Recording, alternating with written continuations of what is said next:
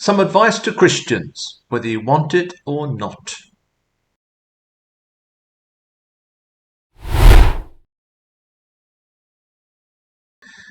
I was watching a conversation the other day, or a debate, I guess, between a person who expressed an atheistic worldview and a person who expressed a Christian point of view.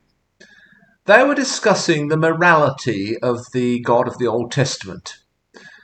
The Old Testament tells many stories in which God performs highly questionable acts, either directly himself, things like wiping out all life on earth in a flood, or destroying an entire city with fire and brimstone because of the actions of a few people within it. The list is long. Or else he commands his chosen people, the Israelites, to commit what would otherwise be considered atrocities, wiping out another tribe, for instance, men, women, children, and even animals. Maybe there are some modern-day Israelites who still feel commanded by God to carry out such acts. The Christian person in this case tied himself into knots trying to justify God's behaviour. He was, I think, forced to acknowledge in the end that these acts of God were immoral, certainly by today's standards, in terms of how we expect people to behave. They were not morally justifiable. But he tried to argue something along the lines that God was accommodating himself to the world at the times in which these events took place, which was oftentimes very cruel and barbaric. I think, first of all, that this kind of moral relativism needs to be further challenged, particularly when it comes to God, but that's not what I want to address today. I think, in a way, the atheist participant in this conversation had trapped the believer. Now, this particular Christian was certainly well educated, and he didn't appear to be any kind of fundamentalist. He seemed able to take a critical stance towards the Bible and seek to understand it in its historical and cultural context, which I applaud. Yet he still found himself trying to explain why God would commit or command such acts. I find this odd, quite perplexing. I think when I was a Christian and an Anglican priest, I would have been a very difficult person for this atheist to debate with. Much more difficult than this person. Why? Because I would have simply argued that God neither committed such acts nor commanded such acts to be carried out. These were simply the way in which the Israelites of the day justified their actions, or they explained events that may have occurred naturally. If, say, it had actually been a volcanic eruption or an earthquake that had destroyed Sodom and Gomorrah. This simply reflected their worldview at the time, and also their level of moral and ethical development at the time. They justified actions that were taken to secure territory and political power as commands from God, much as some groups do even today.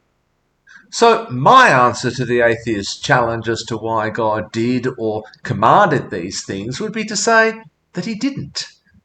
These were actions carried out in the name of God, but not at the command of God. That would have been my answer. Why couldn't this particular well-educated Christian say that? If you're a Christian watching this, can you say that? Can you admit that?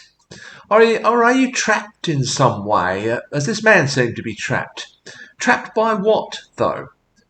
Is it the need to see some kind of continuity and consistency throughout the Bible? Funnily enough, I see this sometimes when people are reading a novel or watching a movie or reading a philosophical text. They come across something that doesn't seem to fit, that doesn't seem to make sense within the context, and they search for convoluted arguments by which to defend or justify this incongruence.